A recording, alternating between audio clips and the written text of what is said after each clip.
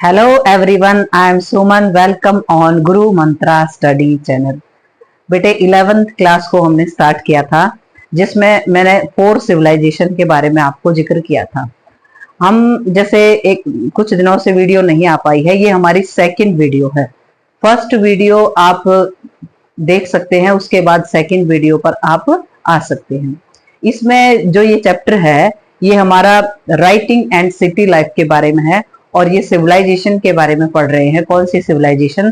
Mesopotamian civilisation के बारे में पढ़ रहे हैं। जैसे हमने इंडस वैली सिविलाइजेशन के बारे में पढ़ना स्टार्ट किया था, जिसमें ब्रिक बीड्स और बोन्स उस चैप्टर का नाम था, ऐसे ही इस चैप्टर का नाम राइटिंग एंड सिटी लाइफ है। लेकिन हम पढ़ने किसके बारे में है? मेसोपोटामियन सिविलाइजेशन के बारे में पढ़ रहे थे। थोड़ा सा एक बार रिवीजन ले लेते हैं, रिकैप ले लेते हैं कि हमने अब तक पढ़ा क्या। जैसे पिछली क्लास में मैंने आपको बताया था कि हमें वर्ल्ड वाइड, यानी कि वर्ल्ड वाइड 4 बड़ी सिविलाइजेशन देखने को मिलती हैं, जहां पर कई हजार साल पहले इंसान ने सिविलाइज तरीके से, यानी कि सभ्य तरीके से अपने घर बनाना, खेतों का डेवलपमेंट करना, इस तरीके से रहना स्टार्ट कर दिया था। वहीं उसी दौर में हमने पढ़ा था कि चाइना को पढ़ा था, जहां पर चाइना के अंदर चाइनीज सिविलाइजेशन भी कह देते हैं, वांग वांग हो सिविलाइजेशन भी कह देते हैं। ये कैसे, कौन सी नदी पर? ये येलो रिवर, यानी कि पीली नदी, और वांग हो सिविलाइजेशन भी इसको कहा जाता है।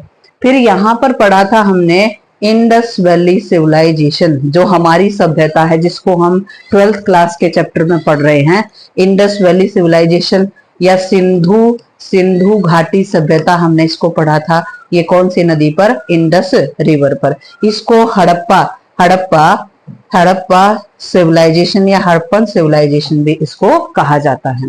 फिर इसके बाद आपने मेसोपोटामियन सिविलाइजेशन, और कौन सी है? Egypt civilization. ये वाली आपकी मेसोपोटामियन सिविलाइजेशन, यहाँ टिग्रिस रिवर और यूफ्रेट्स रिवर, इसको आज डिटेल में पढ़ेंगे।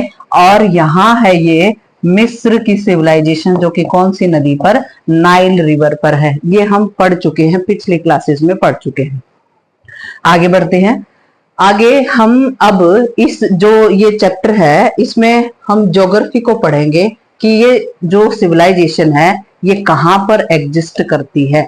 यानी कि वर्ल्ड वाइड ये मैप में देखा जाए, अगर मैं ये कहूं कि इस मैप को यहां से देखें, वर्ल्ड वाइड बड़े छोटे लेवल पर इसको देखते हैं, तो देखो इस हिस्से में आपकी ये जो अरेबियन कंट्री है या अरेबियन सी है, यहाँ पर, यहां से और इस तरफ आते हैं अरेबियन कंट्री के साथ लगता हुआ इलाका, ये आपकी कौन सी है? मेसोपोटामियन सिविलाइजेशन है।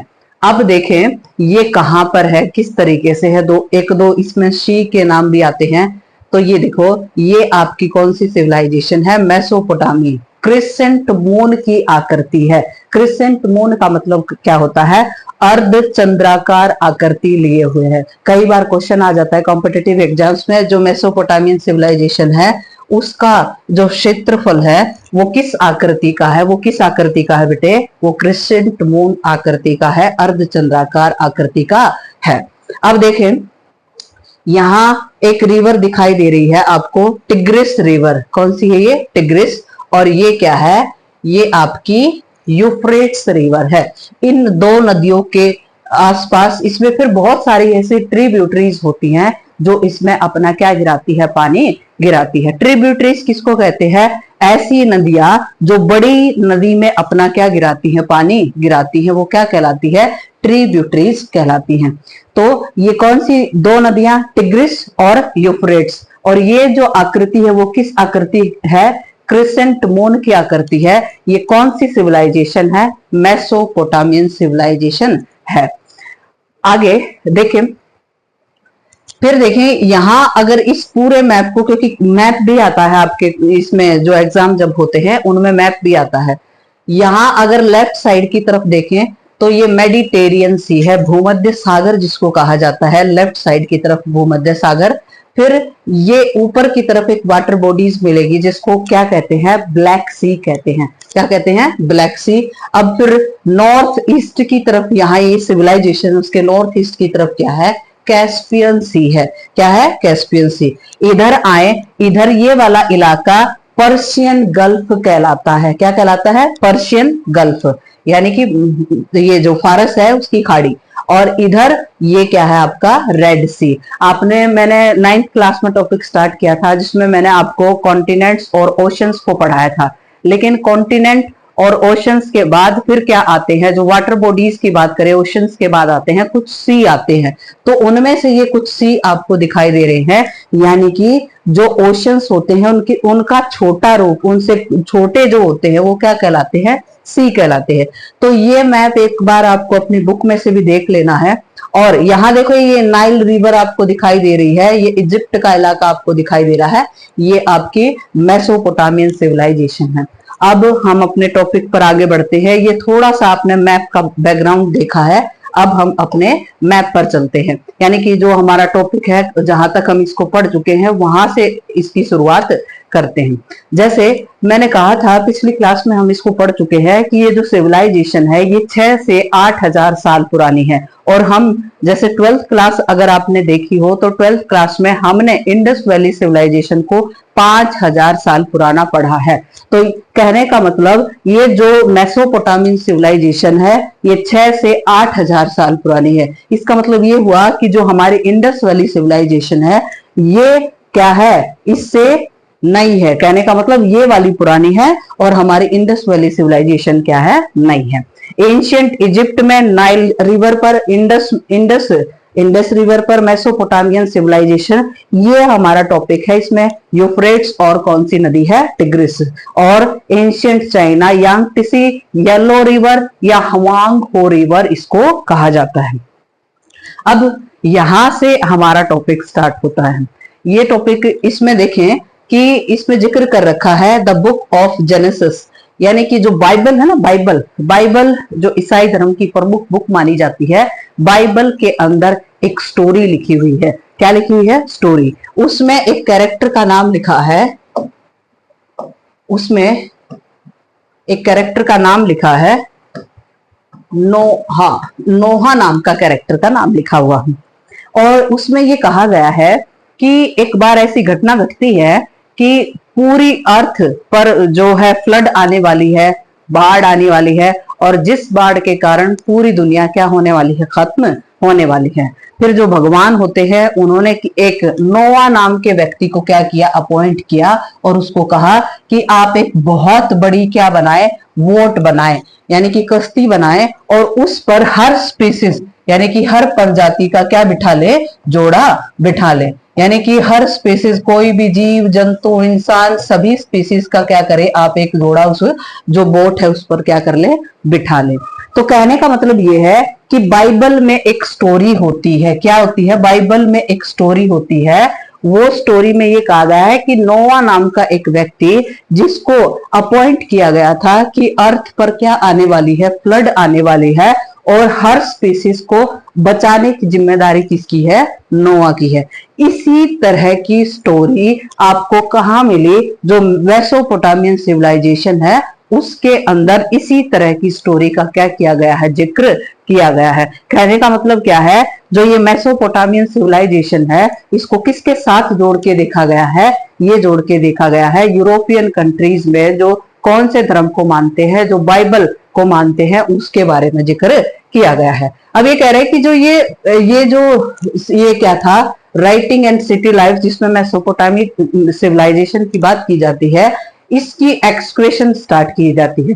जैसे अगर मैं इंडस वैली सिविलाइजेशन की बात करूं तो 1921 में इसकी जो एक्सक्रेशन है वो स्टार्ट की जाती है। लेकिन अब ये जो सिविलाइजेशन है, मेसोपोटामियन सिविलाइजेशन है, उसकी एक्सक्वेशन कब? पहले देखो 1840 में इसकी एक्सक्वेशन क्या कर दी जाती है? स्टार्ट कर दी जाती है। और कई सारे डिकेड्स में, डिकेड्स किसको कहते हैं? 10 साल के टाइम पीरियड को जब एक साथ हम काउंट करते हैं तो उसको क्या कहा जाता है? डिकेड कहा जाता है। तो ये कह रहे हैं कि जो मेसोपोटामियन सिविलाइजेशन थी इसकी एक्सक्वेशन की गई, खुदाई की गई, और कई डिकेड्स तक इसके ऊपर क्या हुआ? काम हुआ।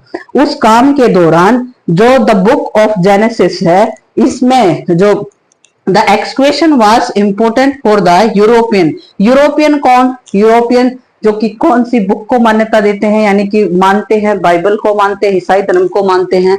उन्होंने कहा कि जो हमारी सिविलाइजेशन है वो कौन सी सिविलाइजेशन है? मेसोपोटामियन सिविलाइजेशन है, यानी कि हमारे पूर्वज कहां से आए हैं? मेसोपोटामियन सिविलाइजेशन से आए हैं। और मैंने बताया कि नोवा नाम का जिक्र है जो बाइबल के अंदर है, वैसी ही बातें किसमें लिखी है? मेसोपोटामियन सिविलाइजेशन के अंदर लिखी हुई है। इसी कारण जो यूरोपियन है वो मेसोपोटामियन सिविलाइजेशन से अपने आप को क्या मानते हैं? कनेक्टेड मानते हैं। देखो, the excavation was important for the European because Mesopotamia was mentioned in the first part of Old Testament। यानी कि मेसोपोटामिया में जो the book of the genesis है उसमें उस कहानी का जिक्र किया गया है जो किसमें लिखी हुई है? बाइबल के अंदर लिखी हुई है। तो इसी कारण यूरोपियन ये जो सिविलाइजेशन है, मेसोपोटामियन सिविलाइजेशन है, उसके साथ अपने आप को क्या है? जुड़ा हुआ मानते हैं। फिर ये कहते हैं कि कुछ शब्द लिखे हुए हैं, यानी कि शब्द क्या है? सिमर। सिमर जो बाइबल में यूज किया जाता है और जो मेसोपोटामियन सिविलाइजेशन में सुमेर नाम का शब्द है वो आपस में क्या हो रहे हैं? मैच हो रहे हैं। तो इसी कारण यूरोपियन का कहना है कि मेसोपोटामियन सिविलाइजेशन के अंदर जो पूर्वज हमारे रहते थे वो हमसे क्या है? रिलेटेड है। इस तरीके से उन्होंने इसको क्या किया है? एक्सप्लेन किया है। आगे देखें, अगला पेज देखें, राइटिंग एंड सिटी लाइफ। ये तो चैप्टर का नाम हो गया। Mesopotamian civilization develop on the bank of Euphrates and Tigris. यानी कि मैंने बताया था पिछली क्लासेस में या फिर अब की क्लास में भी मैं मैप को एक्सप्लेन कर चुकी हूं कि ये कह रहे हैं कि जो मेसोपोटामियन सिविलाइजेशन है ये तो टिग्रिस रिवर और दूसरी क्या है? यूफ्रेट्स रिवर, इन नदियों के किनारे बसी हुई है। कौन सी सिविलाइजेशन बेटे? ये आपकी मेसोपोटामियन सिविलाइजेशन यहाँ पर बसी हुई है। At the present it is the part of Iraq and Kuwait. यानी कि आज अगर किसी देश का जिक्र करे तो ये इराक और कुवैत वाले हिस्से पर ये सिविलाइजेशन आज एग्जिस्ट करती है। पुराने टाइम में का नाम कुछ और हो सकता है, लेकिन आज के टाइम में ये किस इलाके में है? इराक और कुवैत के इलाके में ये सिविलाइजेशन पाई जाती है। क्रेडल ऑफ द सिविलाइजेशन, ये सभ्यता का पालना कहलाती है। पालने का मतलब क्या है? ऐसी जगह जहां पर इंसानों ने पहली बार सभ्य तरीके से रहना स्टार्ट किया था, वहीं क्या कहलाता है? क्रेडल ऑफ द सिविलाइजेशन कहलाता है। तो ये मेसोपोटामियन सिविलाइजेशन आपसे क्वेश्चन पूछ लिया जाएगा कि कहां? इराक और कुवैत वाले इलाके में। कौन सी नदियां? दो नदियों के किनारे पर। कौन सी? टिग्रिस और यूफ्रेट्स नदी के किनारे पर ये सिविलाइजेशन पाई जाती है। अब आगे देख लेंगे। अब ये क्वेश्चन आना चाहिए मन में कि हम इंडस वैली सिविलाइजेशन को तो पढ़े, इसलिए पढ़े क्योंकि ये हमारे इंडिया से रिलेटेड है, लेकिन हम मेसोपोटामियन सिविलाइजेशन को क्यों पढ़े? इसकी जरूरत क्या है? क्यों हमें ये जरूरत है कि वर्ल्ड वाइड जो मेसोपोटामियन सिविलाइजेशन है उसको पढ़ा जाए?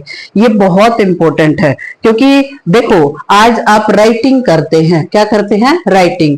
राइटिंग की शुरुआत कहाँ से होती है? कब से होती है? कौन उसको शुरुआत करता है? किस तरीके से करता है? राइटिंग आज के टाइम में आप जानते हो कि मोस्ट इंपोर्टेंट पार्ट होता है कि हम कुछ न कुछ, जब ये लगे हमें कि हम इतनी सारी चीजों को याद नहीं कर सकते, तो इसीलिए हमें किसकी जरूरत होती है? राइटिंग की जरूरत होती है। यानी कि कुछ एविडेंस प्रूफ देने के लिए किसकी जरूरत होती है? राइटिंग की जरूरत। तो बहुत ही मोस्ट इंपोर्टेंट पार्ट रहता है क्या? लिखावट, राइटिंग। और राइटिंग की शुरुआत किससे मानी जाती है? मेसोपोटामियन सिविलाइजेशन के अंदर मानी जाती है। इसको चैप्टर के अंदर बहुत तरीके से, अच्छे तरीके से पढ़ेंगे, लेकिन अब ये पता होना चाहिए कि जो मेसोपोटामियन सिविलाइजेशन है उसने हमें क्या दिया? हमें क्या दिया कि प्रॉस्पेरिटी देखी गई। कहने का मतलब कि 6 से 7 हजार साल 8 हजार साल पहले वहां पर जो मेसोपोटामिया वाला इलाका था, वहां पर इंसान बहुत ही क्या मिले, प्रोस्परस मिले, सभ्य मिले। वहां पर प्रोडक्शन काफी अच्छा होता था, उनके पास क्या है, प्रोडक्शन होने के कारण जो प्रोस्पेरिटी है वो बेहतरीन तरीके से वहां पर मिलती थी। और फिर ये जो मेसोपोटामिया वाला इलाका है, वहां पर इंसानों ने पहले तो गांव बसाए, गांव बसाने के बाद फिर उन्होंने क्या बसाए, वहां पर शहरों का निर्माण किया। तो सिटी लाइफ देखने को मिलती है। लिटरेचर यानी कि उन्होंने जब लिखना स्टार्ट कर दिया था तो साहित्य लिखने भी स्टार्ट कर दिए थे। कहने का मतलब पहले जो साक्ष्य मिलते हैं ना, यानी कि एविडेंस मिलते हैं, जहां से ये पता लगता है कि वहां वो अपनी चीजों को क्या करते थे, लिखते थे। तो लिटरेचर भी कहां से मिलता है, कहां से, आपके मेसोपोटामियन सिविलाइजेशन से मिलता है। मोस्ट मोस्ट मोस्ट इंपॉर्टेंट चीज क्या है, मैथमेटिक्स।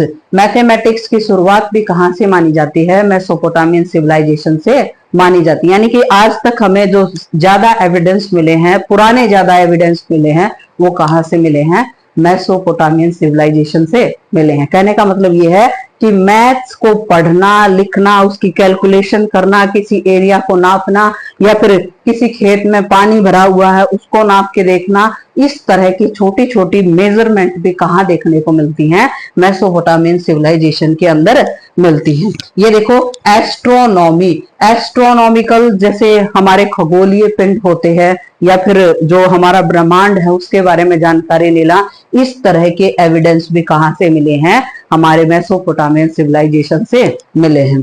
आर्किटेक्चर, आर्किटेक्चर का मतलब क्या होता है, जो भवन निर्माण कला होती है, यानी कि घरों का निर्माण करना, बिल्डिंग्स बनाना, उसको क्या कहते हैं, आर्किटेक्चर कहते हैं। तो आपसे क्वेश्चन पूछ लिया जाएगा कि ये बताएं कि जो मेसोपोटामियन सिविलाइजेशन है वहां से हमें क्या क्या इंपॉर्टेंट चीजें मिलती हैं। वो मिलती है प्रोस्पेरिटी, वो मिलती है सिटी लाइफ, वो मिलता है लिटरेचर, मैथमेटिक्स, एस्ट्रोनॉमी, और क्या है, लिटरेचर यहां से मिलता है। कहने का मतलब क्या है, आगे राइटिंग, ये देखिए, not only the first place to develop the agriculture, it was also the cross road of the Egyptian and the Indus valley civilization. बहुत इंपॉर्टेंट कंसेप्ट है ये कह रहे हैं कि हमें यहां से ना केवल क्या मिला, डेवलप्ड एग्रीकल्चर मिला। कहने का मतलब ये है कि यहाँ पर खेती बहुत बेहतरीन तरीके से होती थी, प्रोडक्शन काफी अच्छा होता था, प्रोडक्शन होता था, तो एग्रीकल्चर सीधी सी बात है यहाँ पर डेवलप था। लेकिन ये कह रहे हैं कि cross road of the Egyptian, Egypt civilization, मिस्र की जो सभ्यता कहते हैं, और कौन सी सभ्यता, इंडस वैली सिविलाइजेशन जिसको कहा जाता है, इनके आपस में क्या थे, संबंध थे।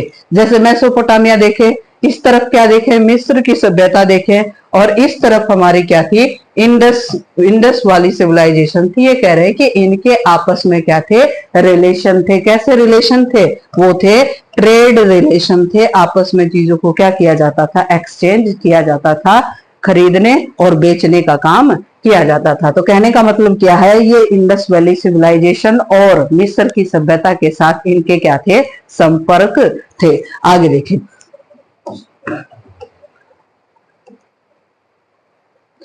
आगे जैसे ये वाला हिस्सा है, ये कह रहे हैं कि जो सिविलाइजेशन है, इसमें ये सिविलाइजेशन जो देखी गई है, कौन सी सिविलाइजेशन, मेसोपोटामियन सिविलाइजेशन। इसमें कह रहे हैं कि नॉर्थ वाले पार्ट में क्या था, the stretch of the upland called the steppe. Steppe क्या कहलाते हैं, बड़े बड़े घास के मैदान कहलाते हैं।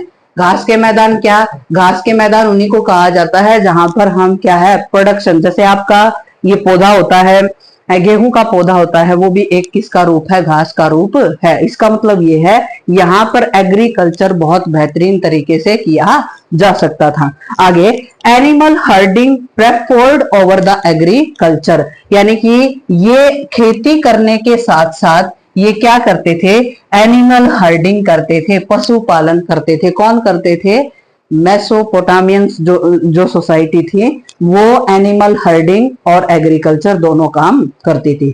After the winter goats and ship feed on the grasses and the low shrub that grow here. ये कह रहे हैं कि जो सर्दी सर्दी के बाद जो गोट्स होती थी और शिप होती थी, यहाँ पर बड़े बड़े जो घास के मैदान होते थे या सर्ब या झाड़ियां वगैरह होती थी, वो उनको खाती थी। कौन खाती थी?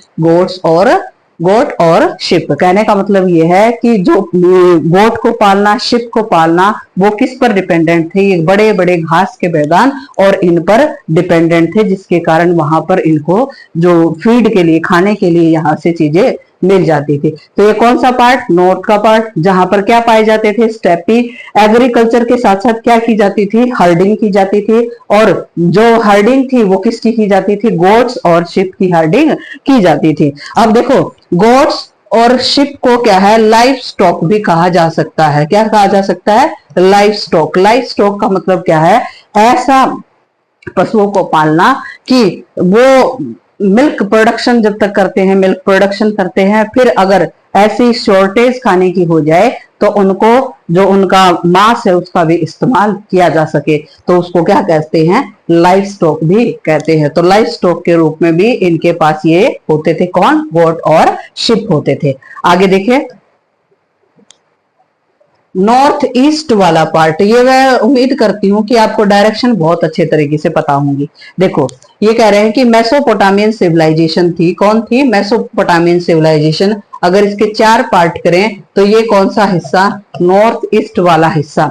ये कह रहे हैं green undulating rains gradually rising. ये कह रहे हैं ग्रीन अंडुलेटिंग प्लेन्स आना चाहिए। प्लेन्स थे यहाँ पर। कहने का मतलब क्या है? ये ऊंचे नीचे यहाँ पर क्या मिलते थे? मैदान मिलते थे। और यहाँ पर जो ये जो रेन है, बारिश है, वो भी यहाँ पर अच्छी खासी देखी जाती थी। Tree covered the mountain ranges, और जो पहाड़ियां थी ना, इस तरफ बहुत सारी पहाड़ियां थी और पहाड़ियों पर बहुत सारे क्या थे? पेड़ वगैरह थे। कहां पर? मेसोपोटामियन सिविलाइजेशन के अंदर। कौन से हिस्से में? नॉर्थ ईस्ट वाले हिस्से में।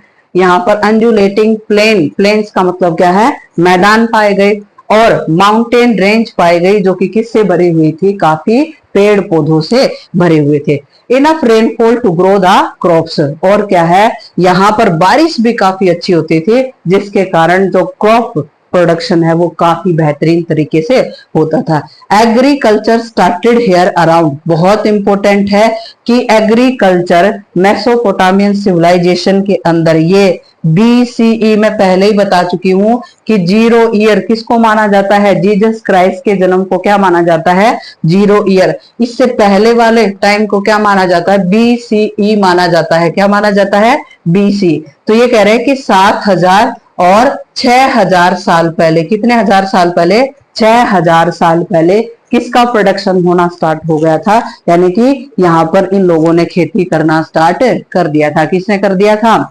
आपका ये जो मेसोपोटामियन सिविलाइजेशन वालों ने कर दिया था। इसके साथ साथ आपको 12th की हिस्ट्री को भी जोड़ लेना चाहिए।